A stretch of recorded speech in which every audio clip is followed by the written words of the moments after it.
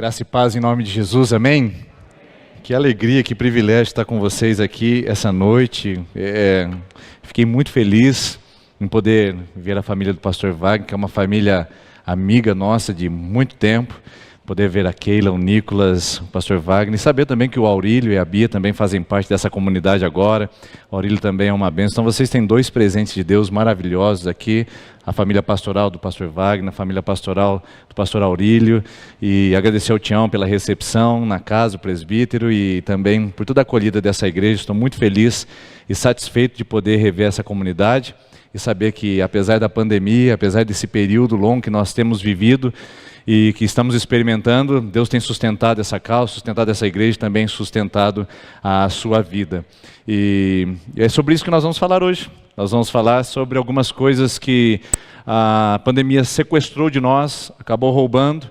E pela manhã nós falamos já da primeira parte desse texto, hoje é uma continuação. Então, se você não veio pela manhã, você tem a oportunidade depois de assistir pelos veículos de mídia da igreja e poder se situar no que nós estamos conversando aqui. Mas você também não vai ficar aleatório, como costumam dizer os mais jovens aqui ouvindo essa mensagem.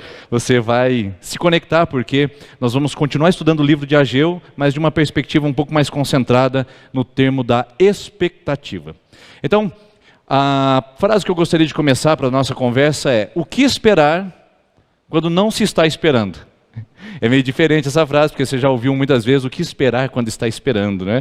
Mas o que esperar quando você não está esperando? Talvez esse seja o retrato, seja o quadro, seja a foto ideal da nossa sociedade atual. As pessoas estão vivendo um nível de apatia e um nível de desmotivação sem precedentes. E não se trata apenas porque as coisas estão um tanto quanto desafiadoras, mas principalmente porque nós criamos um recurso psíquico e emocional de defesa das nossas emoções, para que nós não venhamos nos frustrar e nos decepcionar. Um exemplo disso é: e aí, você vai tirar férias? Eu vou, se der tudo certo. E aí, você vai voltar para a faculdade? Se as aulas voltarem no presencial. E o casamento vai sair? Pois se a Omicron não atrapalhar. Ou seja, e o evento da igreja, e o aniversário da igreja? Nós estamos na expectativa que talvez aconteça. As pessoas começaram a diminuir o nível de entusiasmo, de euforia, de expectativa, para tentar se defender automaticamente das frustrações. É um recurso natural, humano, importante, para que a gente diminua o nível de euforia e expectativa por algo que nós estamos aguardando, para que a nossa queda e o nosso tombo, caso isso não aconteça, não seja tão gigante ao ponto de nos deixar na lona. E essa é a frase da geração atual. As pessoas estão diminuindo o nível de expectativa e de esperança de algo para as suas vidas, para que elas não venham se decepcionar e não venham se frustrar. Como eu disse, é um elemento natural, humano importantíssimo. Eu, por exemplo, desenvolvo isso na minha vida, um nível de expectativa diminuída, porque eu sei que como ser humano eu decepciono muitas pessoas, e o mesmo vai acontecer ao contrário, pessoas também vão me decepcionar. Então, quando a gente diminui esse nível, a gente consegue conviver melhor, a gente consegue se resguardar melhor emocionalmente. Ótimo, até aí tudo bem. O problema é que nós estamos nos apatizando. Se é que essa palavra existe, eu gosto muito de inventar novos termos, não sou Guimarães Rosa, mas gosto de inventar neologismos. Nós estamos nos apatizando na vida.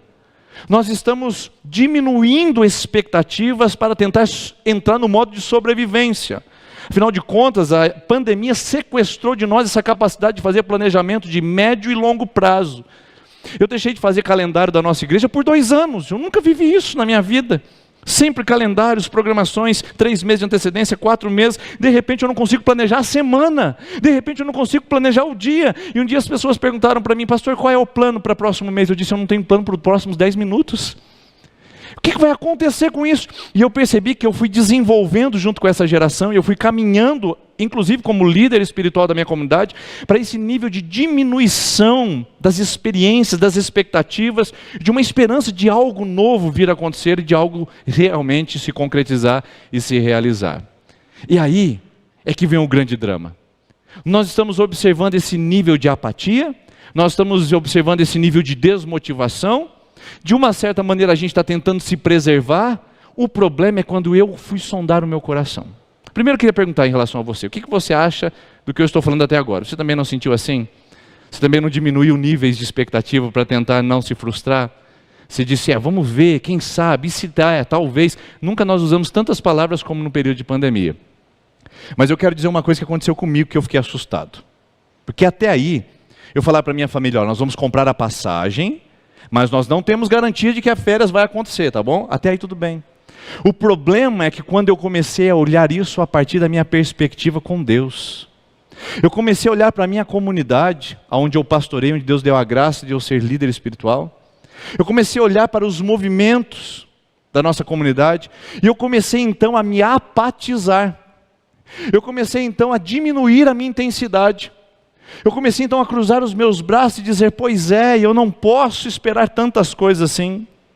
E eu comecei a delegar isso para a minha experiência com Deus. Agora eu pergunto para você, é justo que isso aconteça? É coerente?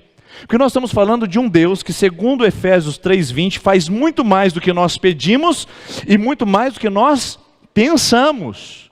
Ou seja, Deus está sempre no nível da surpresa, Deus está sempre no nível do espanto ao nosso coração. Ele está sempre de alguma maneira gerando algo novo, até porque o cristianismo é uma novidade de vida, até porque o véu rasgou, abrindo um novo e vivo caminho, que se renova todas as manhãs com as misericórdias de Deus, de acordo com Lamentações 3:22. Ou seja, a vida cristã é uma novidade constante e contínua, mas de repente a pandemia sequestrou tanto a minha expectativa de que um amanhã não será possível dentro do meu planejamento, do meu calendário e dos meus sonhos, que eu comecei a dizer que Deus também não podia fazer.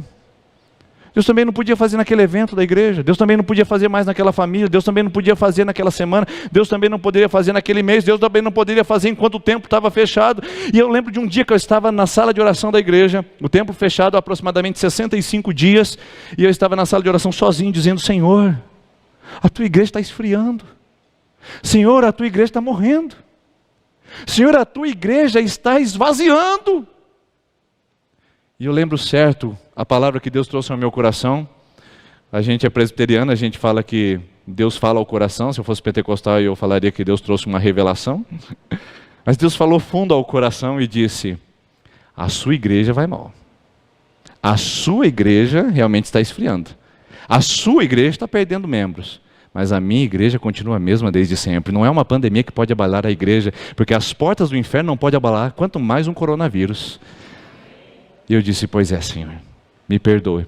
Essa conversa não foi muito agradável mesmo, e reconheço isso. Estou falando coisas aleatórias, Senhor.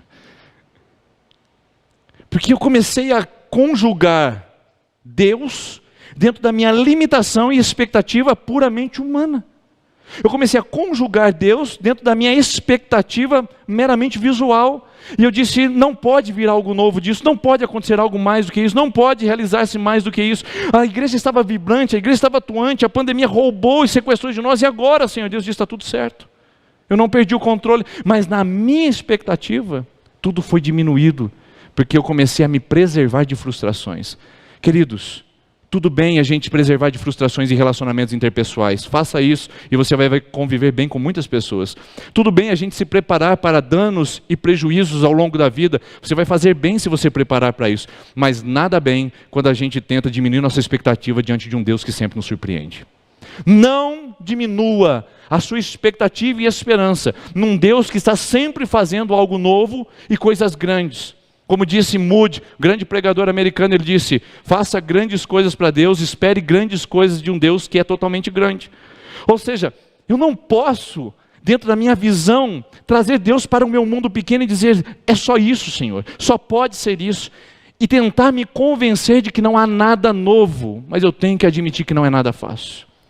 Não é nada fácil porque esses dois espíritos, esses dois eus que vivem dentro de mim dizendo, há algo novo de Deus e Deus pode fazer. Não, se preserve, porque pode ser que não aconteça como você espera. Fica um tempo todo conflitando na minha alma. E não é assim com você? Você também não vive a transição entre o caráter otimista e pessimista? Em um momento você está dizendo naquela bipolaridade emocional, agora vai dar certo, de repente está dizendo, agora tudo acabou. O problema é quando a gente adota um estilo de vida baseado no que não vai acontecer, não dá certo, isso é pequeno demais, não é possível que Deus possa fazer alguma coisa com isso. Queridos, nós não podemos reduzir Deus à nossa expectativa meramente humana. Eu quero que você grave, que esse é o ponto central. Eu não posso reduzir Deus à minha expectativa humana. Eu preciso saber que Deus sempre me surpreende, sempre me assombra, sempre me espanta com coisas maiores, melhores que eu não consigo nem imaginar. Até porque a palavra de Deus diz lá em 2 Coríntios, capítulo número 2, que ele diz assim, que nem olhos viram, nem ouvidos ouviram, nem jamais penetrou em coração humano o que Deus tem preparado para aqueles que o amam, mas Deus o revelou pelo Espírito. Nós não vemos, nós não sabemos, mas nós sentimos que existia um Deus todo-poderoso, majestoso, que tem o poder de nos surpreender sempre com coisas maiores e melhores do que nós imaginamos. Amém, irmãos? Mas não é fácil. Não é fácil, até por isso que eu trouxe um texto bíblico baseado no texto de Ageu, que fala do retorno do povo de Israel à terra prometida. E se você não veio de manhã, posso fazer um breve adendo aqui, uma breve contextualização para você não ficar aí flutuando. O povo de Israel viveu aproximadamente 70 anos em terra estrangeira na Babilônia. Nabucodonosor veio, sequestrou, uma palavra interessante aqui, sequestrou o povo de Jerusalém e levou para a Babilônia, e lá eles viveram cativos como escravos durante muito tempo. Depois de muito tempo, Ciro, governador da Pérsia, grande imperador, se compadece e diz para os judeus: vocês podem voltar, voltem, reconstruam o templo de vocês, reconstruam a vida de vocês, retomem a religião de vocês, podem voltar. E eles voltaram para reconstruir o templo.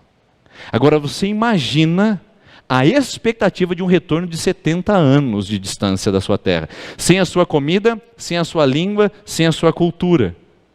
Irmãos, eu tive a oportunidade de ficar 15 dias nos Estados Unidos com a minha família, e é interessante, gostoso férias, é maravilhoso.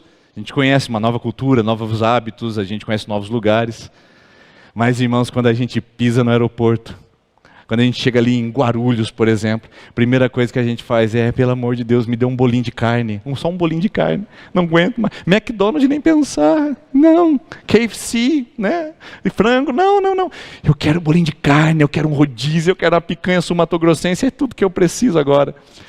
Você imagina só, 15 dias distante da sua casa, por melhor que sejam suas férias, você não vê a hora de falar a sua língua, de ver o seu povo, de dormir na sua cama e usar o seu maravilhoso banheiro. Não tem nada melhor que o nosso banheiro, não é verdade? 70 anos de distância, total de cultura, de alimentação, de hábitos, capaz de até mesmo anestesiar consciências e mudar práticas, comportamentos e tradições. Eles agora estão em retorno em marcha. Você consegue imaginar como deveria ser essa caminhada de aproximadamente 500 quilômetros da Mesopotâmia, a região onde ficava a Babilônia, até a cidade de Jerusalém? 500 quilômetros, o pessoal ia atrás dizendo assim: nós vamos voltar para a nossa terra? Nós vamos voltar. É lá que os nossos avós viveram. É lá que os nossos pais nasceram. É lá que acontecia o grande templo do Senhor, os sacrifícios, os sacerdotes, os levitas. É lá que Deus se manifestava poderosamente dentro do templo, com a glória no templo de Salomão. É lá, conte para nós mais sobre isso. Irmãos, havia uma euforia, uma expectativa do retorno à terra, e não era para menos. 70 anos vivendo como escravo e agora poder voltar à sua terra, à sua cultura, à sua língua e ao seu Deus. Era algo de realmente dizer assim: acabou a pandemia, tire a máscara, volte a abraçar as pessoas, sente um do lado do outro e vamos aglomerar de novo. Era mais ou menos essa a ideia. Meu Deus, como vai ser daqui para frente? Imagine a alegria e a expectativa. E tem um texto que você não precisa imaginar, é só ler que você vai ver interessantemente lá. E eu peço perdão que a letra ficou um pouquinho pequena, mas se você quiser acompanhar na sua Bíblia, você pode fazer isso. O texto é de Esdras capítulo 3, que mostra quando eles retornaram e começaram a construir o templo do Senhor. Olha a alegria desse lugar, eu quero passar com você aqui agora. Esdras capítulo número 3. Eu apertei 3 vezes, agora foi, vamos lá. Quando os construtores lançaram os alicerces do templo do Senhor, apresentaram-se os sacerdotes paramentados com trombetas e os levitas, filhos de Asaf, com os símbolos para louvarem o Senhor segundo as instruções deixadas por Davi, rei de Israel. Olha só, eles já estão na terra, convidaram os construtores para fazer o projeto arquitetônico do novo templo, que estava em ruínas, e os construtores fizeram a primeira parte. Qual é a primeira parte de uma obra? Alicerce, fundamento. Quando eles lançaram o fundamento, o povo deu um passo para trás e falou: isso é demais para nós. Eu não sei se isso faz sentido para você. Imagina só que você quer fazer um espaço gourmet na sua casa. Tudo que tem lá é um pé de limão, que você ainda nem arrancou, mas aí o pedreiro chegou lá e já colocou uns 3 fileiras de tijolo ali, já fez já cavucou uma parte, já colocou um pouquinho de cimento para fazer os alicerces. Aí você chama a galera toda da igreja, fala, vem cá, é o meu espaço gourmet, vamos celebrar. Aí tem um pé de limão, uma fileira de tijolos, e você diz, é o nosso espaço gourmet.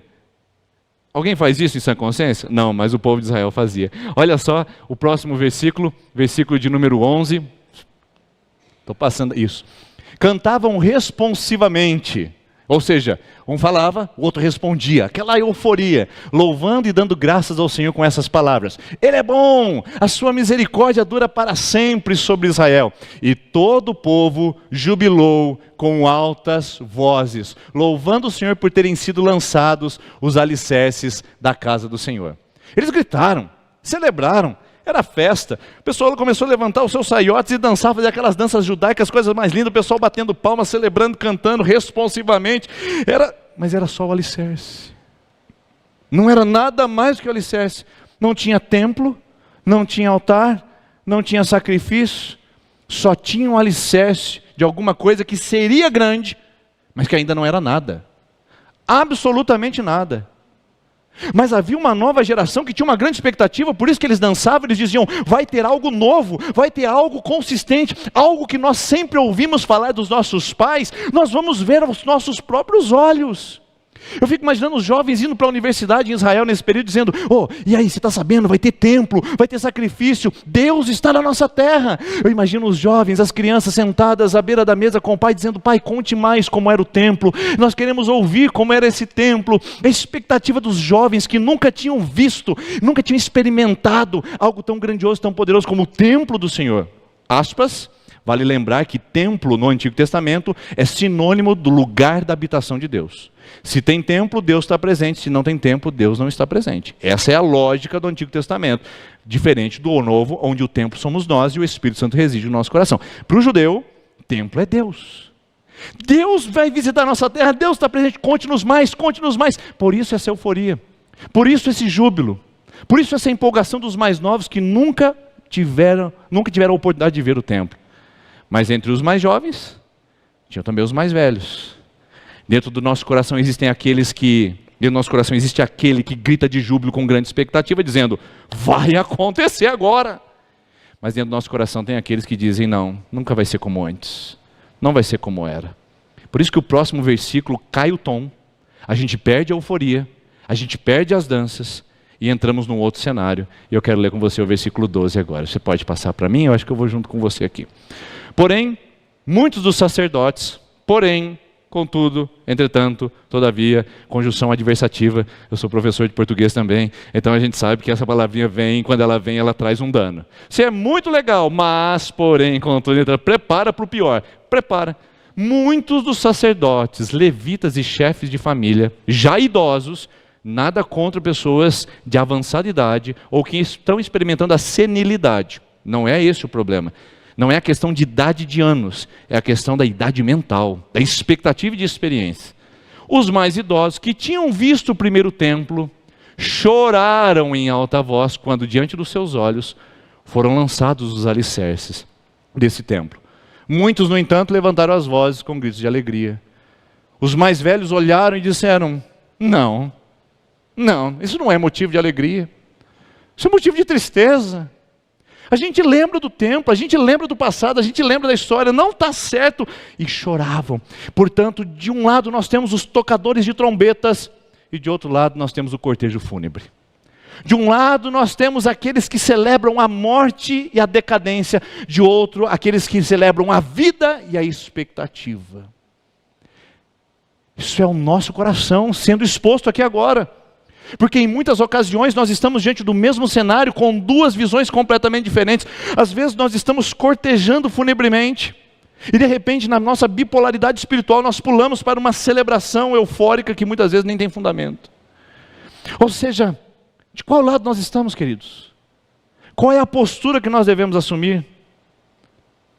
O problema é que com o tempo essas vozes vão se confundindo. A voz de alegria, de júbilo e de expectativa, ela vai se confundindo com a reclamação, a lamentação e o trauma. Elas vão se confundindo, se misturando ao ponto de serem sufocadas. E olha o que acontece, versículo de número 13, vamos lá agora. E assim, não se podia distinguir as vozes de alegria das vozes do choro do povo, pois o povo gritava tão alto que as vozes se ouviam de longe.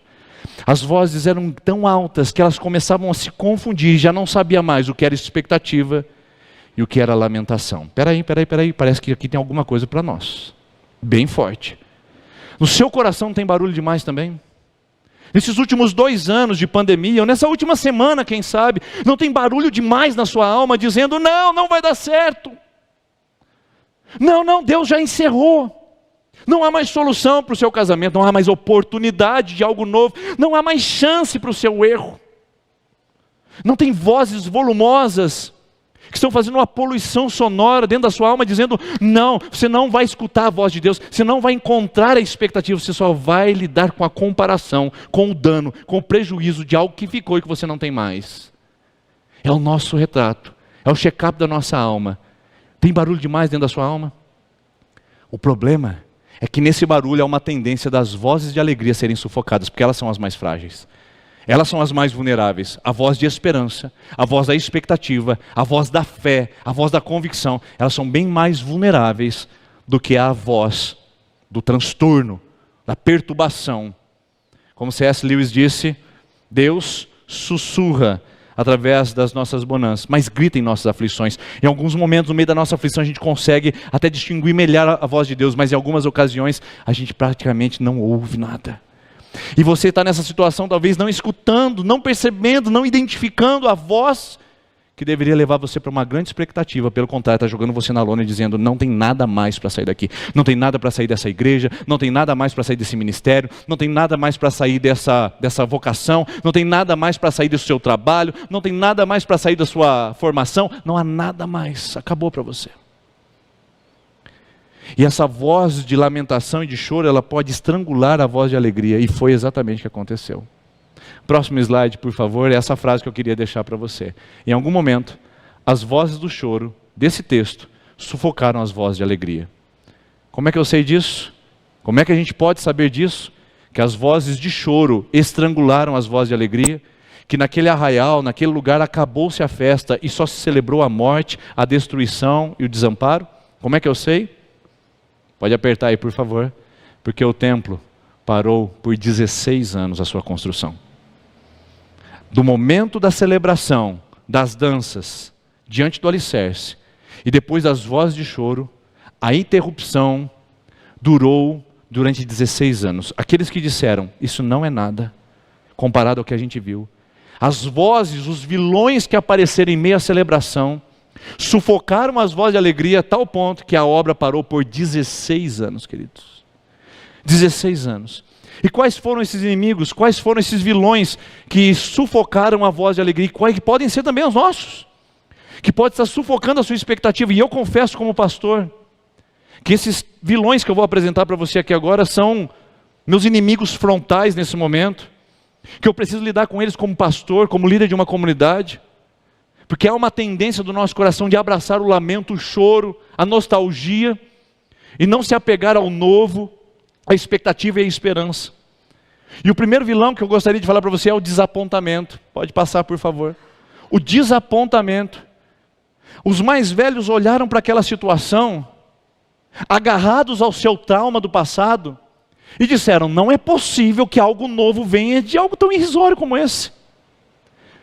Irmãos, quantas vezes os nossos traumas enviesados, quantas vezes eles formam um drama da nossa vida, onde a gente só consegue enxergar isso.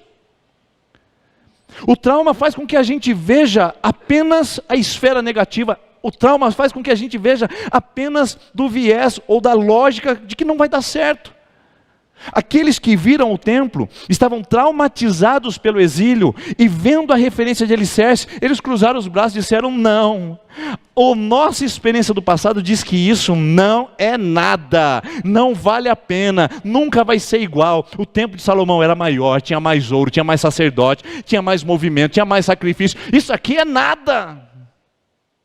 Quantas vezes as pessoas estão casadas e estão olhando para o seu casamento sem expectativa, apenas olhando da relação dos seus pais. Elas se enxergam, elas se projetam, não é o casamento delas que elas vivem mais, elas vivem o casamento dos seus pais.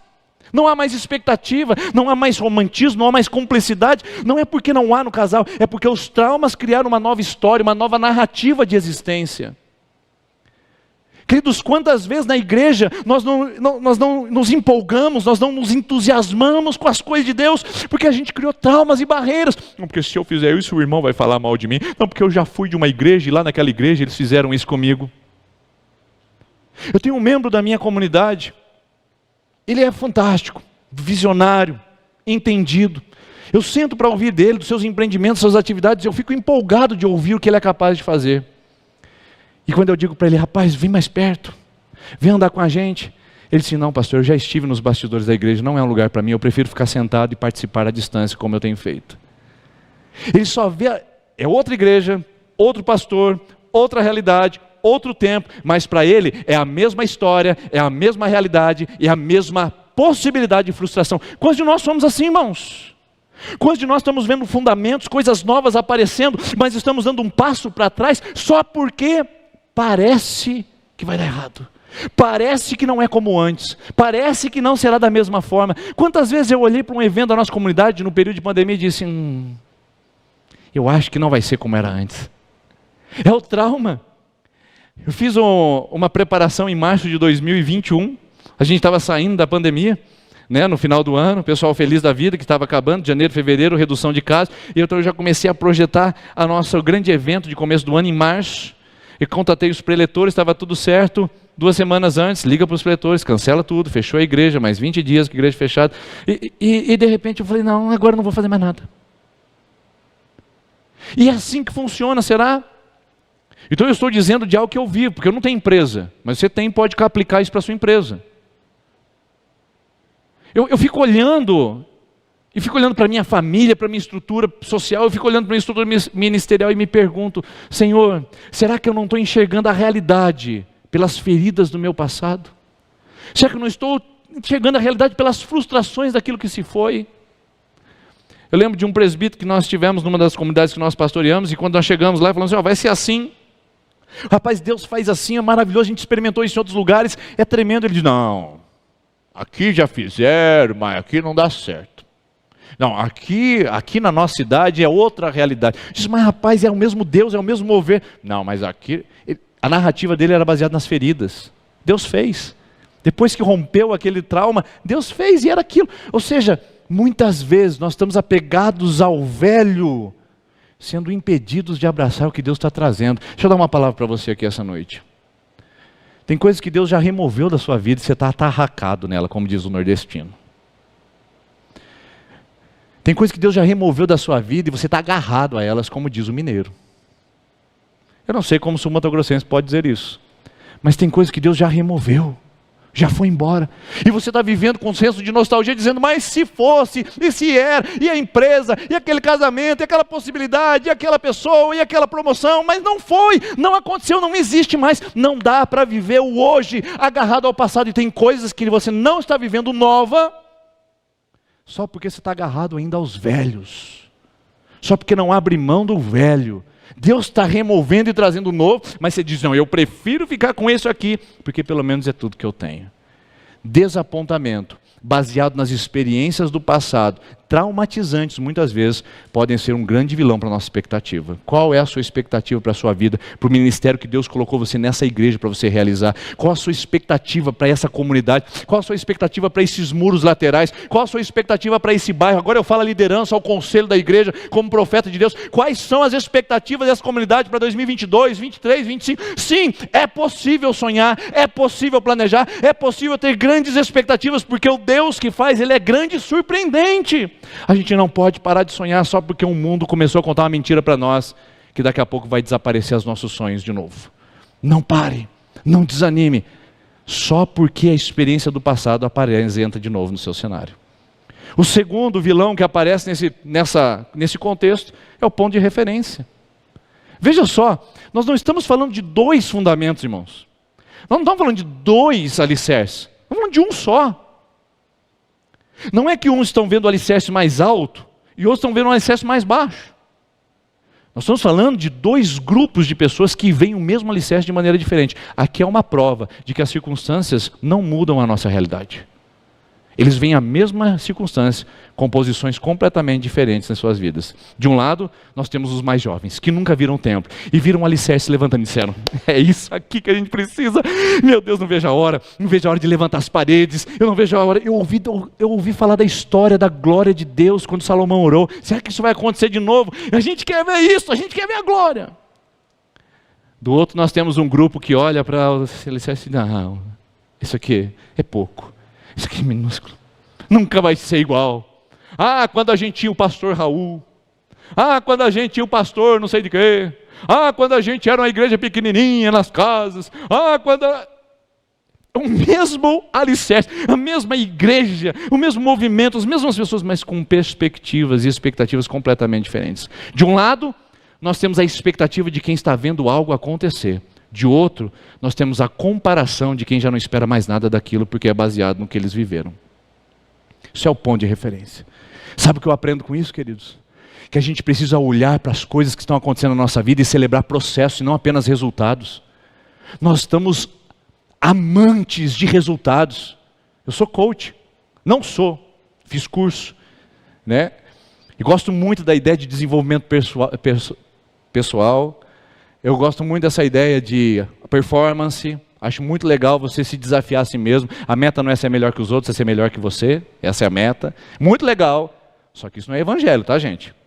Isso não é Bíblia. É desenvolvimento pessoal. Então, pastor é pastor, coach é coach. Não confundam nunca. E um dia uma pessoa da igreja, só fazer um parênteses aqui, eu só estou dando uma delirada agora, mas é bom também. Um dia uma pessoa chegou na minha igreja e falou assim para mim, faz tempo que eu não vejo na igreja. Não, pastor, mas eu estava sendo inspirado por Deus. Eu falei, mas como? Não, eu estava assistindo Thiago Brunet. Aí eu falei, Thiago Brunet, legal. Aí uma outra irmã um dia falou, não, pastor, está uma benção minha vida agora, sim, estou buscando a Deus e tal, que bom. E aí eu falei, mas não estou te vendo na igreja, nos ministérios, não, é que agora estou fazendo um curso com o Pablo Marçal. Falei, Pablo Marçal. Irmãos, não é evangelho, são coach. Eles têm um ponto de referência diferente de olhar. Por isso que eu digo, muitas vezes a gente celebra só o resultado, porque é isso que coach faz. Ele coloca um padrão e diz, quando você chegar lá, você vai ser. Você consegue. É um alvo, um nível de excelência constante e contínuo. Nenhum problema com isso. Aplique e você vai se dar bem em muitas coisas na sua vida. O problema é que a gente para de experimentar os pequenos crescimentos, as pequenas coisas da vida. A gente para de celebrar as graças ocultas, as bênçãos invisíveis de Deus na nossa vida. Que a gente só quer resultado. A gente só quer o trabalho, a gente só quer a profissão, a formação, o casamento. A gente só quer a ênfase, a força, o poder. A gente não celebra processos. Enquanto uns estavam olhando e dizendo, não, isso nunca vai ser um templo. Outros olhavam e diziam assim, isso pode ser um templo. O mesmo alicerce gera duas formas de ver e de experimentar a vida. De qual lado você está? Você está do lado daqueles que olham o alicerce e dizem, não, pela comparação isso nunca será um templo? Ou você é do lado daqueles que tocam trombetas e celebram e dizem, não é ainda o que eu espero, ainda a igreja não está como eu imaginava, ainda não está minha empresa como eu sonhava, o meu casamento ainda tem muito para melhorar, os meus filhos ainda podem ser mais abençoados, mas já começou, Deus já começou a operar, Deus já começou a fazer, eu consigo me alegrar com isso. Irmãos, quantos de nós estamos perdendo a bênção da alegria, da celebração, da gratidão, só porque olhamos os resultados? Aprenda a celebrar processos, aprenda a celebrar maturidades, crescimentos, bênçãos que Deus traz no dia a dia, para forjar o nosso caráter, trabalhar a nossa vida e nos fazer mais parecidos com Ele. Por isso que a Bíblia fala que a gente é transformado de glória em glória, a gente não é transformado de uma vez por todas. Por isso que a Bíblia fala que a gente anda de fé em fé, a gente não anda de uma fé apenas, é crescimento, é desenvolvimento. Agora, qual é a referência que nós temos para isso? E o terceiro e último vilão, que rouba a nossa expectativa, é a experiência. Esse é tenso, hein? Porque assim, todo mundo diz que quanto mais experiente você é, melhor. E é verdade, de um certo ponto de vista. O problema é que a experiência pode monotonizar muitas coisas. A experiência constante e contínua pode tirar o brilho do nosso olhar, o entusiasmo e a vibração do nosso coração. O povo de Israel colhia maná todos os dias. O que é o maná? É o milagre de Deus da manhã. No deserto, o povo foi alimentado durante 40 anos com um milagre que chegava todas as manhãs. Um dia eles estavam comendo maná, olharam para Moisés e falaram assim: a gente não tem mais nada, só tem isso aqui. Eu chamo isso de manatonia. Eu falei que eu gosto de inventar a palavra, né? É a monotonia do maná, a manatonia. Eles se acostumaram com o milagre. Meu Deus do céu, é a mesma tensão que eu vivo no meu coração. Se acostumar com os milagres. Chegar mais uma vida na igreja e dizer: ai, pandemia. Mais uma casa transformada, eu nem perceber diante de algumas pessoas que não estão vindo. Percebeu mais um cliente que foi embora, mas não perceber a possibilidade de sobreviver num dos períodos mais críticos da humanidade. A gente se tornou manátonos. Que isso? Gente que se acostumou a viver com milagres por causa da sua experiência. Não, eu já vi de tudo, eu já participei de retiros, eu já fui na vigília, eu já vi moveres, e eu digo para você que isso passa. Não passa, irmãos! Para quem vive na fé, para quem vive com Jesus, todo dia é novo, todo dia tem paixão, todo dia tem entusiasmo, todo dia tem alegria, todo dia tem algo novo de Deus para nós. Afinal de contas, a gente serve um grande Deus que faz grandes coisas. Não tem monotonia com Deus que é totalmente extraordinário. O nosso problema é que a experiência se tornou inimiga da expectativa. Os mais experientes olhavam e diziam... os mais experientes estão do lado de cá. Os mais experientes olhavam e diziam: isso vai dar em nada. Isso é um tédio. Não vai acontecer nada. Experientes. A experiência bloqueou o acesso às promessas. A experiência bloqueou o acesso às bênçãos. Quantos de nós, diante da experiência, da rotina, da monotonia da vida cristã, perdemos de vista um Deus que é extraordinário, que faz coisas grandiosas? Quantos de nós fizemos da nossa vida uma monotonia? Quantos de nós saímos com expectativa de casa? Será que é hoje? Será que é hoje que Deus vai mover? Será que é hoje que Deus vai ministrar? Será que Deus hoje vai romper as barreiras? Será que o céu rasga? Será que o Espírito toca? Será que eu me avivo? Será que a minha vida é transformada? Será que meu marido é tocado? Será que meus filhos são quebrantados? Quantos de nós saímos nessa expectativa, irmãos? A maioria de nós colocou o cinto de segurança, abotoou dentro do carro, afivelou, dirigimos pelas ruas, reclamando do semáforo demorado, do carro que cortou a nossa frente, mas a gente nem lembrava mais que estava vindo para o culto. Para um espaço onde chama a presença de Deus, para um lugar onde a gente convida a glória do Criador para chegar até nós, em comunidade. Quantos aqui já viajaram de avião? Levanta a mão só para eu saber, já viajaram de avião? Ah, grande parte, né? Aeroporto Internacional de Campo Grande, com certeza, faz a diferença. Lá na minha cidade eu perguntava assim, Sertanópolis, ela tem 17 mil habitantes, cidade rural, onde eu sou pastor. Aí eu perguntei, quantos aqui já viajaram de avião? É bem menor, porque né, o aeroporto de Sertanópolis não existe, então fica mais difícil, né? Então, você lembra a primeira vez que você viajou de avião? Porque eu lembro. Ah, gente, foi na minha lua de mel. Que coisa maravilhosa. Gente, é aquele negócio assim, ó, você não perde um movimento, nada. O que é aquilo lá? Você, o tempo todo está ligado. Aí você está com a câmera de foto na mão, né? E aí o avião vai decolar. A aeromoça, por favor, senhor, desliga os dispositivos. Ah, tá bom, desculpa. Você quer tirar foto da asa, foto da nuvem? Olha aquela nuvem, eu não peguei aquela nuvem, quero pegar outra nuvem agora. Você fica doido com aquela janelinha, não dorme. A menina passa com o café, se eu fico de café. O que tem para servir? O que tem? Só tem pão, presunto e queijo, né? E você fica empolgado, a hora que coloca na tua frente, você fala assim, nossa, olha o que é isso, gente. Comida de avião, é coisa maravilhosa. Pão, presunto e queijo, mano. Suco industrializado. E a gente empolgado com aquilo. Aí para o avião, aí eu fico por último no avião, falo para minha esposa, não, eu quero tirar foto na cabine. Eu não vou me contentar em ficar aqui. Eu tenho até uma foto, não trouxe aqui, infelizmente, mas tem uma foto eu na cabine com o cap do piloto, aquele painel lindo na minha frente, e eu assim, ó. Nós somos casados em 2005, vai fazer 17 anos agora. 17 anos depois de tantas viagens, eu fico assim no aeroporto. Nossa, não tem como dormir. Olha, essa poltrona não reclina. Meu Deus, a comida fria. O que aconteceu comigo? O avião mudou? A comida mudou? O trânsito mudou? O aeroporto? Não mudou nada, só mudou a minha expectativa para aquele lugar, porque a experiência mostrou para mim que aquilo lá é uma rotina.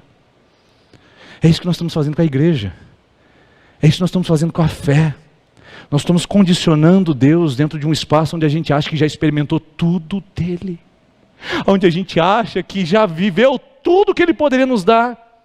onde a gente chega com 40 anos na igreja, 45, 10, 15 anos de ministério de casais, diz: eu já vi tudo que eu deveria ver, está aqui a chave do ministério, pastor. Meu Deus, a gente serve um Deus grandioso, que faz coisas grandes e que sempre nos surpreende, no ministério de casais, no ministério infantil, no ministério pastoral, na vida particular, na empresa, na família, com os filhos, com os netos, um Deus que está sempre nos surpreendendo. Por isso eu estou viajando de avião para sempre com esse Deus, empolgado com as novas possibilidades, vibrando com as novas oportunidades. Irmãos, eu preciso, como pastor, focar na expectativa para que a experiência não estrangule, dizendo: olha, Denis, você já viveu tudo que deveria ter vivido. E eu convido você a fazer o mesmo essa noite. A você não tornar a sua experiência com Deus, a sua experiência com a igreja, a sua experiência com o seu passado, o inimigo da expectativa. Porque aqueles mais velhos olharam e disseram: não vai dar em nada. E sufocaram a voz dos mais novos, daqueles que tinham expectativa. Não seja você um sufocador de sonhos nessa igreja. Não seja você um sabotador de expectativas nessa comunidade. Sonhe com pessoas, sonhe com jovens, com crianças, com adolescentes. Lá na minha comunidade, as crianças passam na minha frente, eu vou colocando na mão e digo: aqui tem um profeta, aqui tem um pastor, aqui tem um missionário, aqui tem... Eu não olho criança, eu só vejo gente grande servindo a Deus. Porque eu digo: Deus, essas crianças, um dia eu fui como elas. Elas podem fazer muito mais, ir muito mais longe. Os meus filhos eu não vejo como criança que Deus me deu para eu ser pai, mas eu vejo como flechas que Deus me deu para lançar mais longe do que o arqueiro foi. A expectativa constante de dizer: Deus tem mais, Deus tem mais, Deus pode mais. Deus é infinito, insondável. Agora você imagina só, o que você vai fazer na eternidade? Conta para mim. Você vai ficar em cima da nuvem, tocando harpa com o anjinho, dizendo: aleluia, aleluia. Irmão, se for assim o céu, desculpa, mas não quero ir para lá não. O céu é dinâmico, não é verdade? Você deve viajar no tempo, viajar na história, descobrir as coisas. Você já parou a pensar que só o universo, para você atravessar ele, na velocidade da luz de 300 mil quilômetros por segundo, para você ir de uma ponta do universo ao outro, você demoraria 98 bilhões de anos? Viajando na velocidade da luz, coisa que nunca ninguém conseguiu fazer, e nem será possível. Se o universo tem 98 bilhões de anos, luz para ser explorado, você imagina a eternidade. Aí você diz: então Deus não pode fazer na minha casa, Deus não pode fazer mais na pandemia, Deus não pode fazer na igreja, a igreja está de porta fechada, agora as pessoas estão de máscara. Deus pode tudo. E eu preciso recuperar isso. Eu não posso deixar que a pandemia sequestre a minha expectativa de esperar um Deus que faz grandes coisas. Por isso que a gente agora vai voltar para Ageu e vai fechar a palavra nisso aqui. Olha só o que Ageu, o profeta de Deus, mandado para aquele povo, que está sentadinho, batendo nas pernas, dizendo: não vai acontecer mais nada. 16 anos de paralisia, Deus manda um profeta e mandou Ageu, em Ageu capítulo 2. Vamos lá dar uma olhadinha agora? Ageu capítulo 2, próximo texto. Pode passar para mim, por gentileza? No segundo ano do reinado de Dário, lembra? Ciro liberou, segundo ano de Dário, 16 anos de diferença. No sétimo mês, no 21º dia do mês, a palavra do Senhor veio por meio do profeta Ageu, dizendo: fale agora a Zorobabel, filho de Salatiel, governador de Judá, e a Josué, filho de Josadaque, o sumo sacerdote, ao remanescente do povo, dizendo... Calma aí. A palavra de Deus veio. A palavra de Deus veio para você hoje. Você que assiste na internet está tão desanimado. Você que assiste pela internet está com o coração tão apertado e angustiado. Essa palavra é para você. Veio a palavra de Deus a você. Dizendo, vamos ver o que ele diz? Essa palavra é para você, é para mim. Quem de vocês que tenha sobrevivido à pandemia? Nós somos sobreviventes. Num quadro de quase 700 mil brasileiros que perderam a sua vida, nós somos sobreviventes. Quem de vocês que sobreviveu a esse período, contemplou esse tempo na sua primeira glória? Quantos de vocês viram a igreja antes da pandemia? Quantos de vocês viram os ministérios? Quantos de vocês viram a membresia? Quantos de vocês viram a festa, a vibração? Quantos de vocês viram a glória de Deus? E como vocês veem agora? O que você vê hoje quando você veio para esse culto? O que você vê agora no ano de 2022? Como você vê agora? Por um acaso, João, Maria, José, Fernando, por acaso não é como nada aos seus olhos? Você olha e diz: não, não é nada. Não tem mais nada. Deus está confrontando aquele povo que dizia: não temos nada para celebrar. E Deus diz: não, vocês têm sim. Não, nós não temos, Senhor. Não, vocês têm sim. Mas agora, diz o Senhor, veja só o versículo de número 4. Coragem. Vamos lá, próximo. Agora diz o Senhor: seja forte, coragem, Zorobabel, seja forte, coragem, Josué, filho de Josadaque, o sumo sacerdote, e vocês, todo o povo da terra, sejam fortes. Em outra tradução, tenham coragem. Olha só o grupo que ele usa para falar para quem tem que ser corajoso: governador político, sacerdote religioso e o povo de Israel. Todo mundo. Não é um trabalho do pastor ser motivador de auditório. Isso aí a gente consegue no antigo Domingão do Faustão, que já não existe mais e que já se foi. Programas de auditório são programas onde você motiva a sua plateia. Pastor não é motivador de púlpito. Pastor é um implantador de sonhos de Deus. É um implantador de projetos divinos, despertador de chamados. Então a coragem não é só do púlpito, a coragem é você que está sentado aqui também. A coragem é para você se despertar e falar: pastor, estou contigo. Pastor, nós vamos andar mais uma légua. Pastor, nós vamos entrar nessa pandemia e vamos trabalhar juntos. Não, pastor, não vou desistir. Deus poupou a minha vida para um propósito. Eu estou aqui para um objetivo. Coragem povo, coragem políticos, coragem pessoas de influência, coragem líderes da igreja, coragem todo mundo.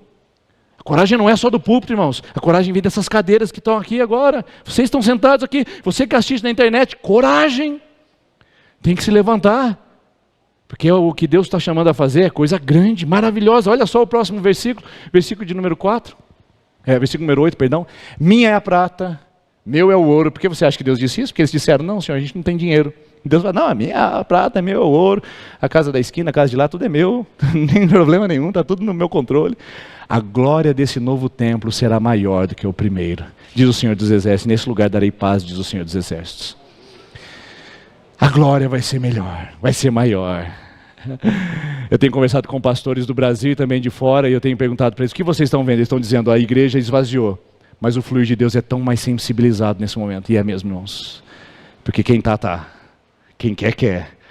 E a glória do Senhor vai ser maior, vai ser maior. A gente tem essa expectativa, tem essa esperança que algo novo Deus está trazendo. Deus forjou a igreja, você, o povo de Deus nesse período, e nós estamos sendo trabalhados para uma glória maior. Só que eu não posso ficar olhando lá no futuro, eu tenho que aprender a celebrar agora. Irmãos, eu quero convidar vocês essa noite, em nome de Jesus, a dançar em cima de alicerces. Eu sei que não é muita coisa, eu sei que não representa muitos ganhos, eu sei que ainda não é o resultado, mas eu sei que é o que Deus está pedindo para a gente fazer. Dance sobre os alicerces. Ainda não está pronto, ainda não é o final, mas é o processo. Deus começou algo em nossas vidas, Deus começou algo quando te chamou, Deus começou algo quando te preservou, Deus te chamou, Deus te condicionou a algo especial dele. Por isso, dance em cima do alicerce.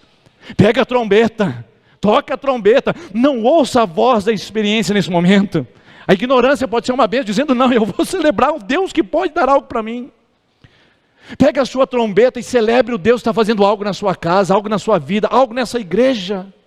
Celebre, dance sobre os alicerces, jubile, ainda que não esteja pronto, porque a glória do segunda casa será maior do que a primeira. Ela não está pronta, mas a gente já antecipa pela celebração, a gente já antecipa pela fé. Lembra do espaço gourmet? Quem é que celebra um espaço gourmet que ainda não está pronto? Tem que ser doido ou tem que ser crente? Porque é isso que a gente faz o tempo todo. A gente celebra sem ver, a gente bate palma quando a gente não enxerga, a gente confia quando a gente não tem nada a se agarrar. Este é o povo mais feliz da terra, que não precisa de noticiário, não precisa de uma nova onda de motivação, que só precisa do Espírito Santo para confiar de que Deus está no controle, de que Ele está fazendo algo novo, maior e surpreendente para a nossa vida. Amém, irmãos? Por isso, a palavra para você é essa. Eu quero deixar essa frase final para você aqui. Pode passar, por gentileza. O nosso desafio não é celebrar algo, mas celebrar o nada e o que não é ainda. É celebrar o nada e o que não é ainda. Casamentos destruídos, lares fracassados, corações despedaçados, ainda não é. Mas celebre. Deus vai fazer, Deus vai mover, Deus vai agir. É um Deus de grandes coisas, que faz grandes coisas, que sempre nos surpreende. E se você não está convencido nisso, enquanto a equipe de louvor vem aqui à frente, para dar a impressão que está acabando, né? Eu quero ler um texto com você de Zacarias capítulo 4. Zacarias é um profeta como Ageu. Ele profetizou no exílio, no retorno do povo do exílio. Zacarias é um profeta exatamente igual a Ageu. O povo estava desmotivado, o povo estava desapontado e o povo estava paralisado. E Deus manda o Zacarias e o Ageu para darem uma palavra. Coragem. Mas ele dá uma palavra muito linda para Zacarias falar com o povo, que talvez você já tenha ouvido. Olha lá o que está escrito, Zacarias capítulo 4, versículo 8. Depois, eu recebi uma outra mensagem do Senhor, dizendo: Zorobabel lançou os alicerces desse templo, e ele o completará. Então vocês saberão que o Senhor dos Exércitos me enviou. Zacarias diz: o Zorobabel é o governador que vai levantar esse templo. E vocês vão saber que apesar de 16 anos de interrupção, Deus vai se manifestar nesse novo templo. E eu pergunto para você, o que estava acontecendo ali? Para quem que ele estava falando? A glória da segunda casa será maior que a primeira? Ele foi menor do que de Salomão, com menos ouro do que de Salomão, com menos gente do que de Salomão. Como poderia ser maior? Olha só o que Deus fala, já prevendo essa palavra no versículo 10. Não desprezem os começos humildes, pois o Senhor alegra ao ver a obra começar e ver o prumo na mão do Denis, do Wagner, do Tião, do Wesley. Eu vou falando o nome de pessoas que eu já conheço, que da Keila. Deus vê e se alegra em você pegar o prumo. Não está pronto, tem muito desafio, tem muita coisa pela frente, mas Deus se alegra em ver você iniciar. Deus se alegra em ver você sair do lugar que está de paralisia. Deus se alegra em você dizer: eis-me aqui, Senhor, pode me enviar. Mas não despreze o dia dos pequenos começos. É humilde, é pequeno, é pouco, é só a sua casa, é só a sua sala, mas pode ser um lugar de transformação de casa. É só a sua cadeira do escritório, mas pode ser um lugar de transformação de vidas. É só uma igreja, é só um bairro, é só a avenida aqui, mas pode ser um lugar onde a glória de Deus vai se manifestar. Pode não, é um lugar porque você já está aqui. Por isso eu digo, não despreze, não chame de pequeno aquilo que Deus já fez para ser grande, o que Deus nasceu, criou e projetou para ser grande. Agarre essa palavra, não despreze os pequenos começos. Só porque é pequeno não significa que Deus não está fazendo. Expectativa alinhada ao propósito de Deus nos previne de desprezar os pequenos começos. Alinhe sua expectativa de novo. Espere grandes coisas de um grande Deus que sempre nos surpreende. Aguarde isso em Deus. Não venha para uma igreja, para uma celebração e nem volte para a sua vida com expectativas reduzidas dizendo: e se não der certo? Você serve um grande Deus que faz grandes coisas e que sempre vai te surpreender. Essa é a minha esperança, de que grandes coisas estão por vir, na minha vida, na sua vida, nessa comunidade. E 10 anos é só o começo do que Deus está preparando para vocês viverem aqui, em nome de Jesus, amém? Até aqui o Senhor nos ajudou, mas daqui para diante Deus proverá, e será a glória da segunda fase, segunda etapa, vai ser maior do que a primeira, em nome de Jesus. E por que esse templo era tão glorioso? Porque um menininho foi apresentado ao 8º dia dentro desse templo. E esse menininho chamava Jesus Cristo de Nazaré. Quando aquele menino pisou no templo, trazido pelos seus pais, a glória de Deus se manifestou naquele templo e disse: a glória do Senhor é maior do que a primeira, porque tem Jesus. Nós temos Jesus, essa igreja tem Jesus, sua casa tem Jesus, sua empresa tem Jesus, seu Campo Grande tem Jesus, você tem Jesus. Essa é a glória maior que você poderia experimentar na sua vida.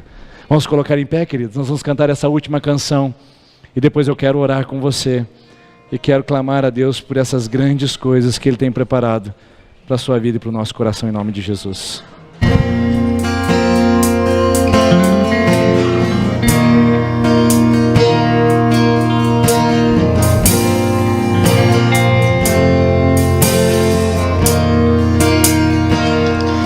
Eu confio em Ti, eu descanso em Ti, Suas promessas se cumprirão.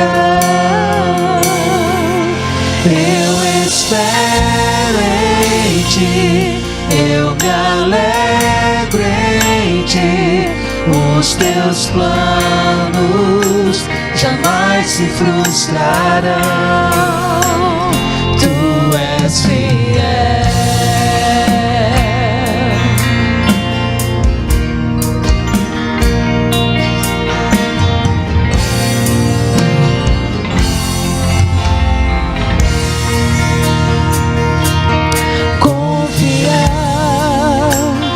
Entregar-me a Ti, descansar, crer no Teu agir. Tua palavra jamais falhará. Tu és fiel e para sempre serás, mesmo quando os meus olhos não podem ver. Sei que estás agindo